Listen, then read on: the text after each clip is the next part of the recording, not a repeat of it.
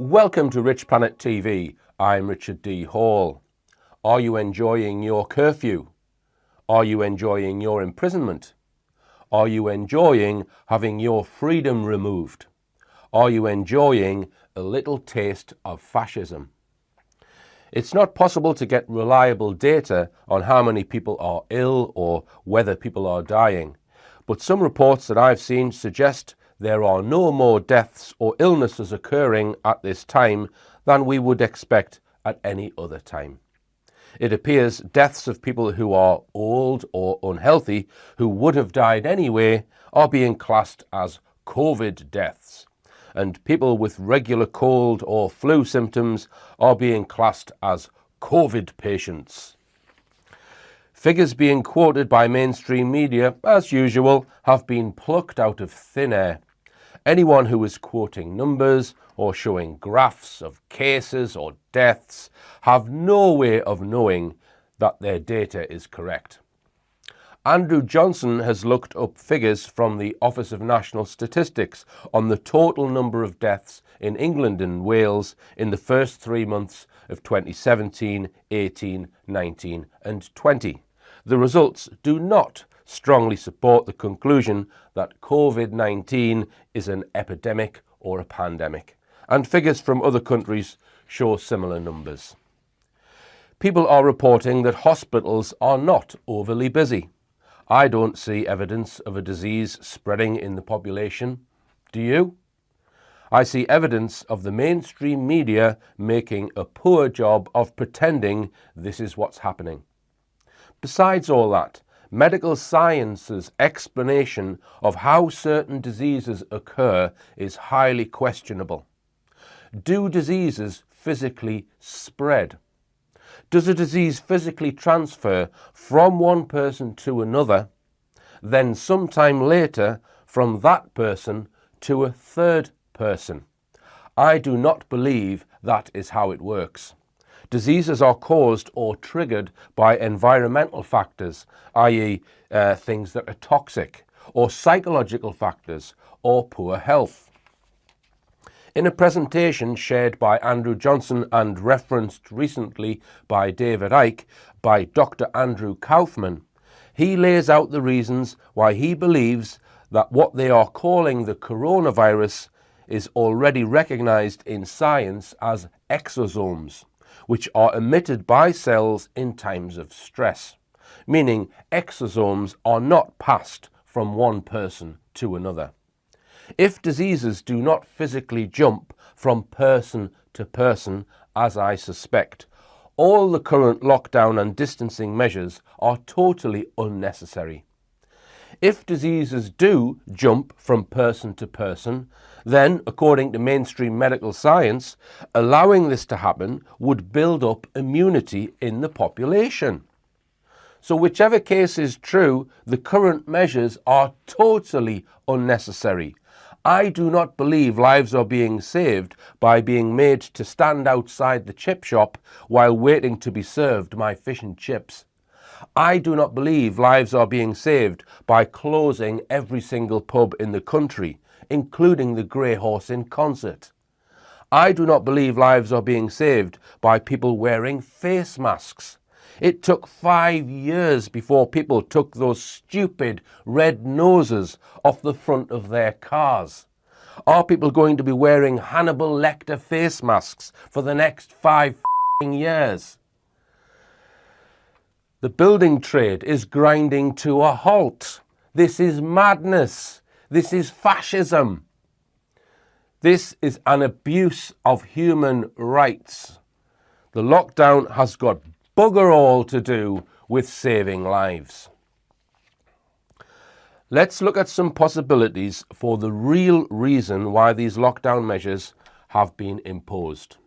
A key person I think we need to look at, who I suspect is the architect of the criminal corona curfew, is Bill Gates, who appeared recently on BBC Breakfast News. Gates has not been elected, he has no medical qualifications, and he is not British. Yet, the BBC spoke to him as if his word on this issue was somehow the word on this issue. Here is some of what Bill Gates said.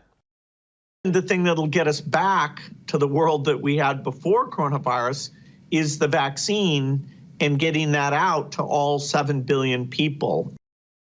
So we're going to have to take something that usually takes 5 or 6 years and get it done in 18 months. There is an approach called an RNA vaccine that people like Moderna, CureVac, and several others have that looks quite promising, but we can't count on that. So we'll back 4 or 5 of those and 4 or 5 companies using a more conventional approach. The people like myself and Tony Fauci are saying 18 months. If everything went perfectly, we could do slightly better than that, but there will be a trade-off. We'll have less safety testing than we typically would have, and so governments will have to decide, do they indemnify the companies and really say, let's go out with this? We weren't ready for this pandemic, but I do think we will be ready for the next pandemic, and using the new tools of science, that's very, very doable. Funding the research for these type of vaccines, actually our foundation is the biggest funder of vaccines for infectious disease. Do you think things will go back to normal, or is that all changed? No, once you have a safe and effective vaccine and get that out to almost all of the people on the planet and build the preparatory systems for the next pandemic so you can nip it in the bud, we will go back to normal. I'm looking at getting statement analysis done on Bill Gates, but for now, here are my own thoughts at this time.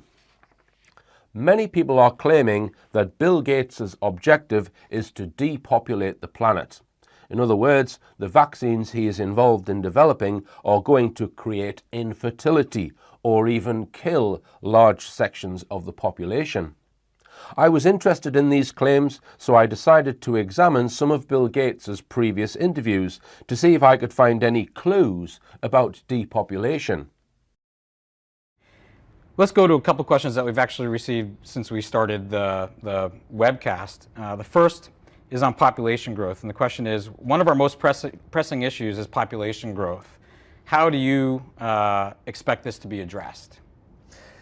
Well, the population growth issue at the global level is not that daunting. That is, the population percentage-wise is growing slower today than in the past, and so it will actually peak out.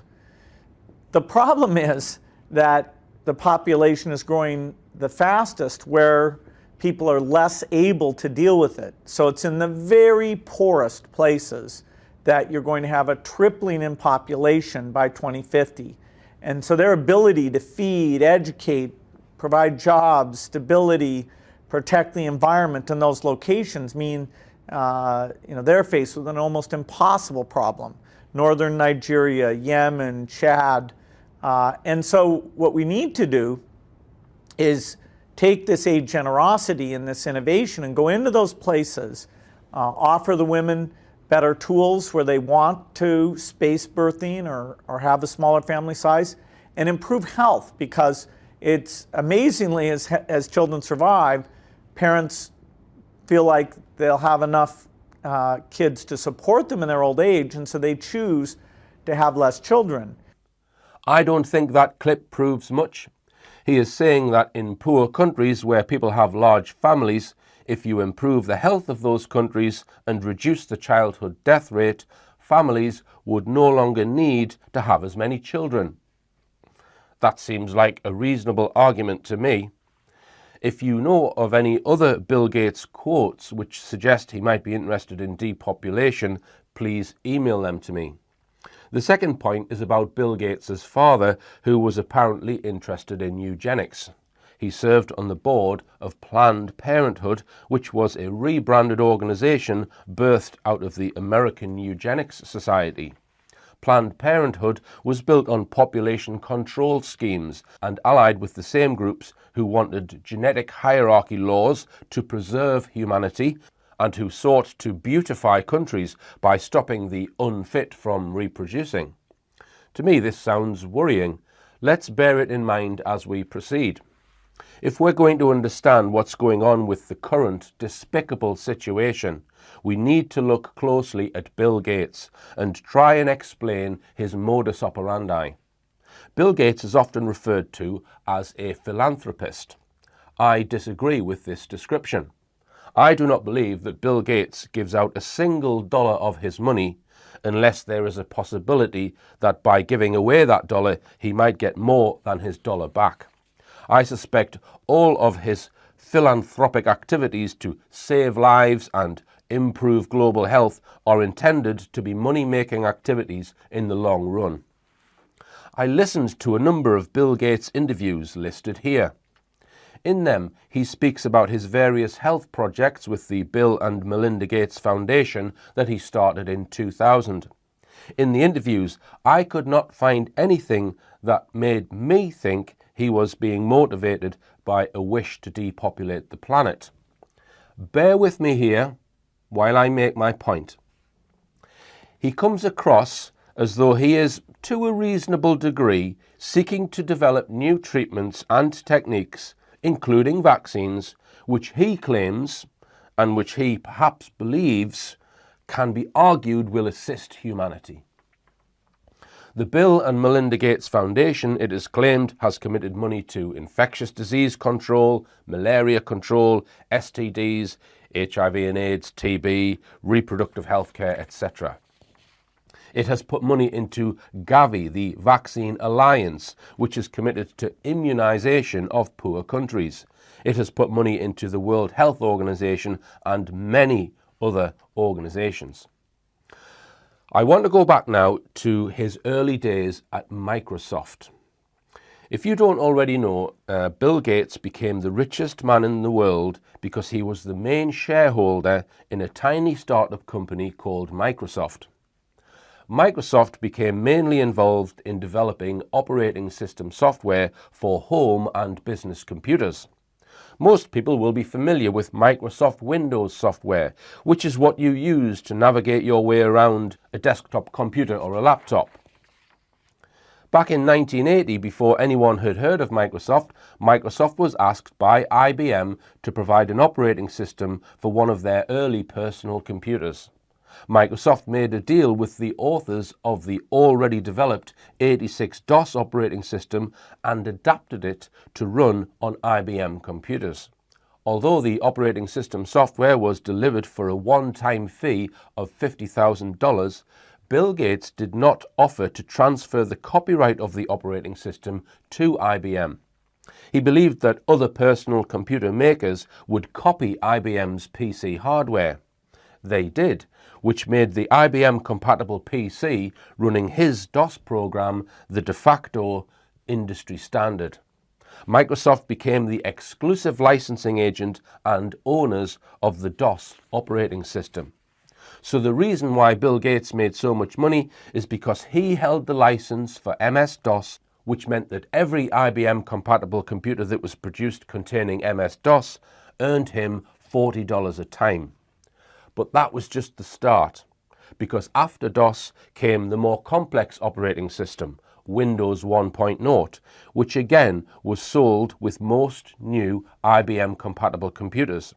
As computers got more powerful, new Windows operating systems were developed. Windows 2.0, Windows 3.0, Windows 3.1, in 1995, Windows 95, in 1998, Windows 98, at the Millennium, Windows Millennium, Windows NT, Windows 2000, Windows XP, etc., etc. Windows XP typically cost $200. So by the early 2000s, Bill Gates was earning $200 for the vast majority of computers produced for the home and business markets. Think about how much money that must be. Bear in mind that once the operating system is developed, the software can be copied millions of times for next to no cost. His Microsoft business became like a license to print money, which made him the richest man in the world. Gates' current net worth is estimated to be $107 billion. That's $107,000 million. Are you beginning to understand Bill Gates's modus operandi? I will define it for you. He likes to own the license for something which is simple to copy, that he can sell 1 billion times and charge whatever he can get away with each time. Let me repeat that. He likes to own the license for something which is simple to copy, that he can sell 1 billion times and charge whatever he can get away with each time. This is his modus operandi. He is incredibly greedy for money, and much of that money has arisen because he owned the license for Microsoft Windows. Now think about vaccines. Once he's developed his vaccine, he owns the license for the vaccine. And his intention is to sell that vaccine to every single person on this planet, either paid for by their government or themselves. He doesn't care. This is very similar to the way he sold operating systems for every single computer on this planet. So Windows 1.0 is very similar to Coronavirus 1.0, or should I say Corona Vaccine 1.0. Once he's sold Corona Vaccine 1.0 to every single person on the planet, the virus will mutate, and we will then need Corona Vaccine 2.0, just like we needed Windows 2.0. Then Corona Vaccine 3.0, just like we needed Windows 3.0, etc., etc. As many of you will know, many of Bill Gates's operating systems didn't work very well. Anyone remember Windows XP Service Pack 1? It was full of bugs, but that didn't matter to Bill. His focus was not on the quality of his product, but on the scale of his sales. And why should we believe his vaccine endeavours will be any different? Just as the need for operating systems changed, so will the need for vaccines change. He can bring out a new vaccine every 3 years, just like he did with his operating systems, and sell them to every single person on the planet again and again and again. Are you seeing the Bill Gates modus operandi? Can you see now why he is interested in health and vaccines?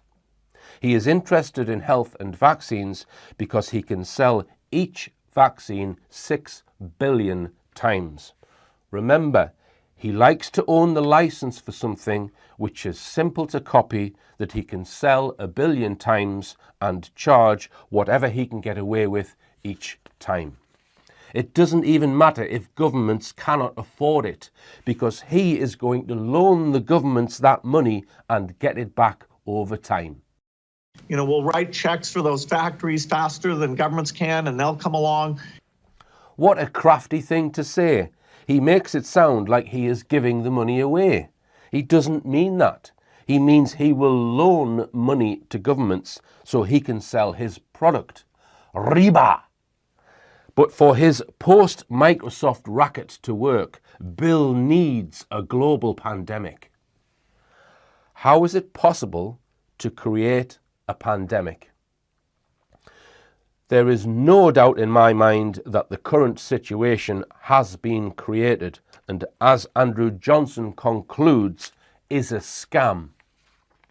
We know it's a scam because Bill Gates and his cohorts organised a conference in October 2019 intended to provide recommendations to world governments on what measures they should enforce when faced with a future coronavirus pandemic. Here are some clips from the conference Bill Gates helped to organise in October last year. The goal of the Event 201 exercise is to illustrate the potential consequences of a pandemic and the kinds of societal and economic challenges it would pose. The scenario also highlights the very critical role that global business and public-private partnerships play in preparing for and responding to pandemics.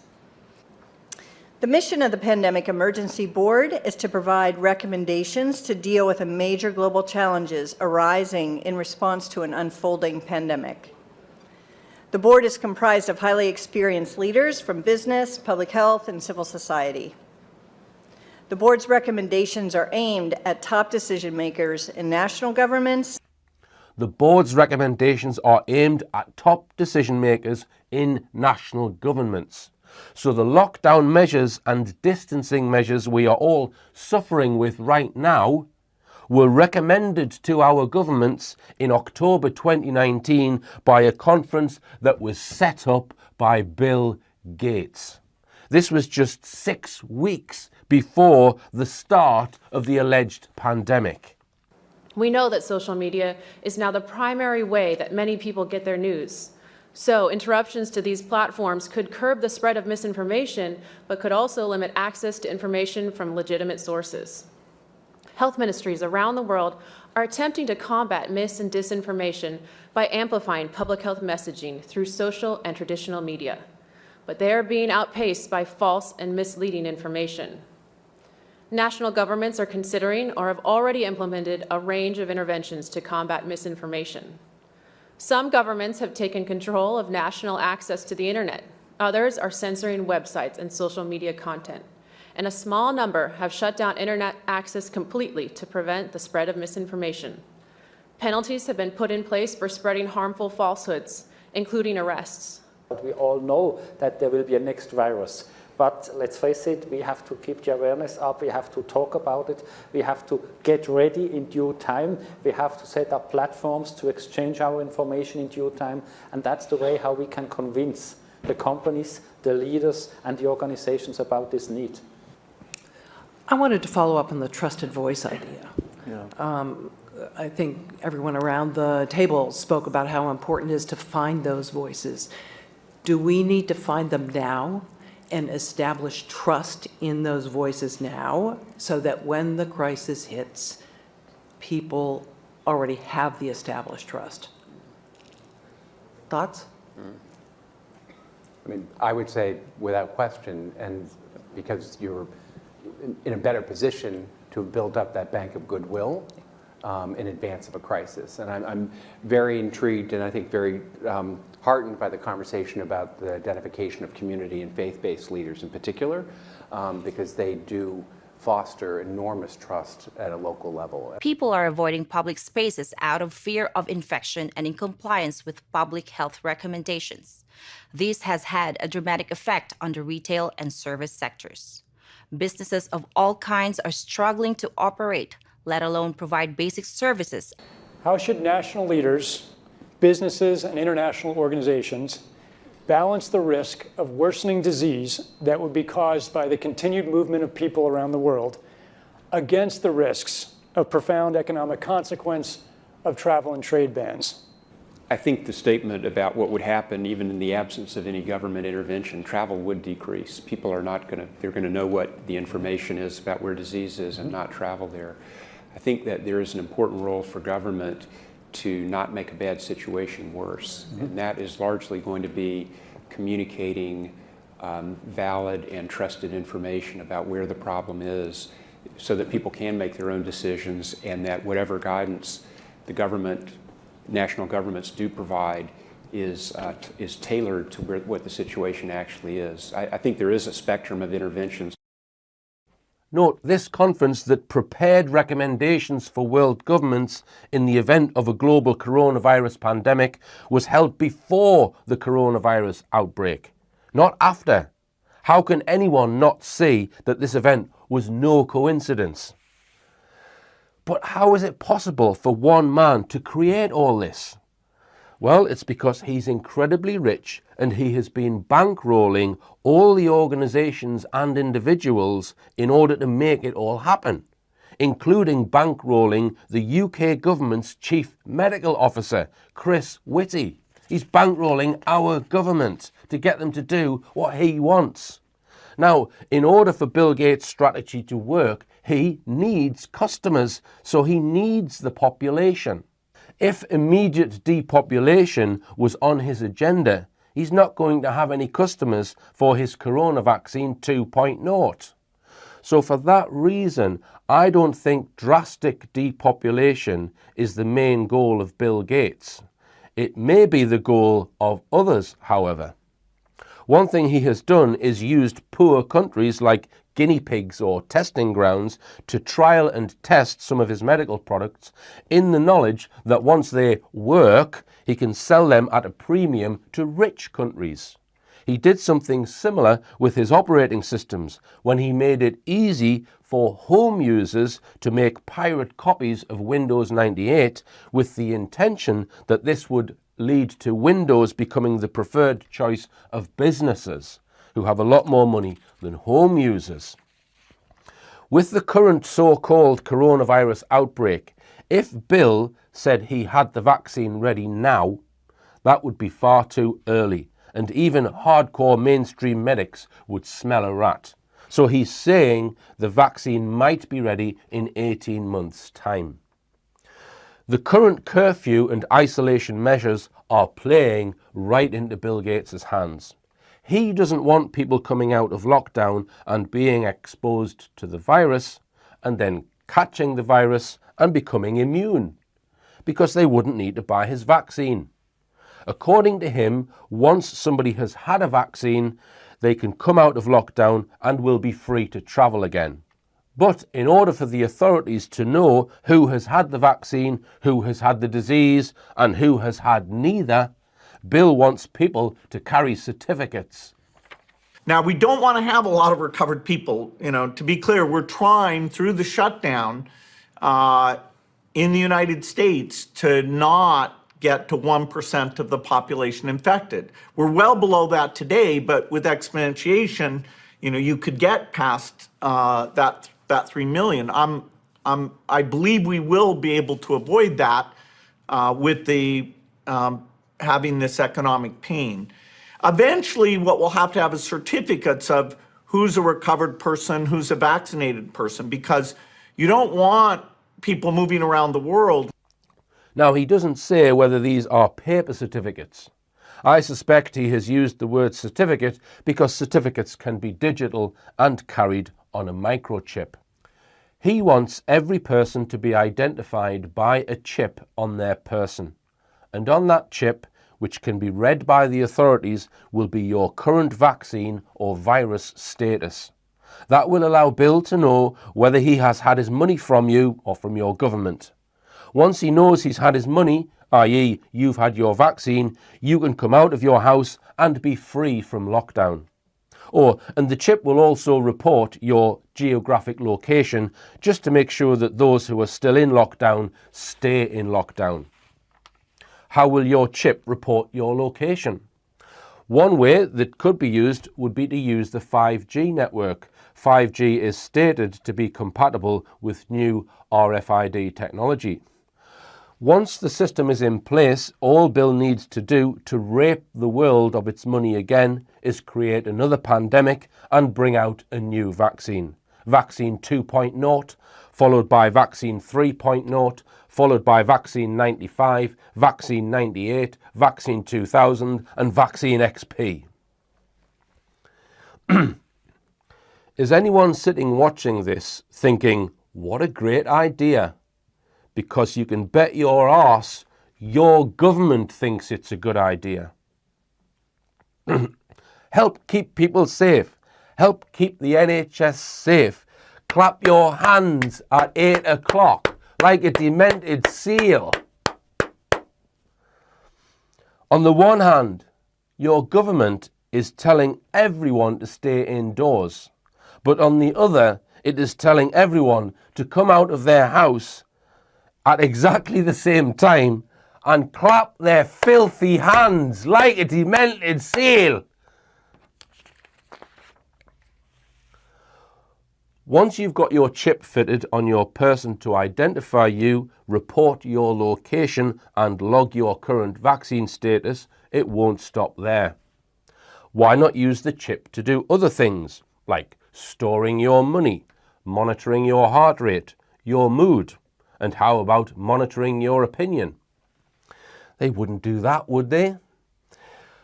We must ask, what is the capability of any technology that's proposed, not what is the intent, because as Ben Emlyn Jones pointed out, the intent can change.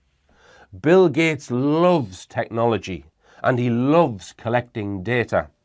He made his money out of the home computer revolution, but missed out on the mobile phone revolution.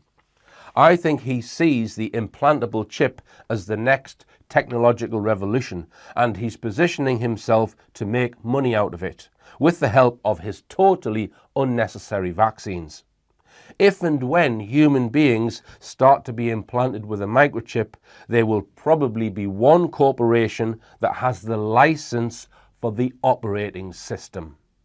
And Bill Gates wants it. Remember, he likes to own the license for something which is simple to copy, that he can sell 1 billion times and charge whatever he can get away with each time. Operating systems, vaccines, implantable chips. Now, I am certain there are powerful people other than Bill Gates who are happy to let Bill get on with his money-making agendas because it suits and enhances their own political agendas, the agendas of the global cabal that want to control humanity and bring about a new world order. It looks like a deliberate attempt to cause an economic crash. Speaking of which, where is the government going to get all of the money for the bailouts that it is promising? I thought the government was skint. Is this about engineering more debt? Or is there some sort of major new economic system being planned? I wish I knew. It's possible now to put nanotechnology into a vaccine, and nanotechnology can receive messages or triggers from the 5G system. So one scenario which may or may not be on the agenda would be to use a vaccine which could be activated at any time using 5G or other stimuli to produce certain desired effects, perhaps even death. So is this the link between 5G and the current virus agenda? Or do they want to create an internet of people? The way the government recently refuted a link between 5G and the alleged coronavirus was woeful. They completely misquoted the 5G claims. People are not saying that 5G is accelerating the spread of the virus. They are saying that 5G is damaging to health and might be responsible for flu-like symptoms. So they are asking whether the Corona scam has been manufactured to hide the real cause of the symptoms. Perfectly reasonable question. The fact that the government had to refute the 5G claims means the government are desperate for some reason to enforce the installation of 5G against the wishes of many informed people. Why can't we have a public debate and a public vote on whether we install 5G? Now, if we are asked to take a vaccine, mandatory vaccination would be in direct violation of the Nuremberg Code and a violation of Article 6 of the UNESCO 2005 Statement on Bioethics and Human Rights. Limiting people's freedom to work, travel and access services based on some kind of immunity passport is also a breach of human rights. So how do we oppose this new fascism? You oppose this fascism by opposing the unnecessary measures, the curfew, the isolation and lockdown. We must oppose all of that. You oppose this fascism by opposing any and all vaccines. You oppose this fascism by opposing identity technology which may be used to track, monitor or imprison you. If you don't oppose all of the above now, they will take away your freedom. Get active and oppose the fascist world dictatorship that has reared its ugly head. You can download Andrew Johnson's 24-page document, The Corona Pandemic, Challenging the Narrative, and a 33-page document, Evidence the COVID-19 Pandemic is False. I've also produced an A4 leaflet that you can download and print out and distribute in your community, or feel free to devise your own. Eat a varied diet, take exercise, banish fear from your heart. Believe that you do create your own future. You do create your own future, and that you can thwart tyranny and fascism. Believe none of what you hear and only half of what you see. I'm Richard D. Hall. Good night.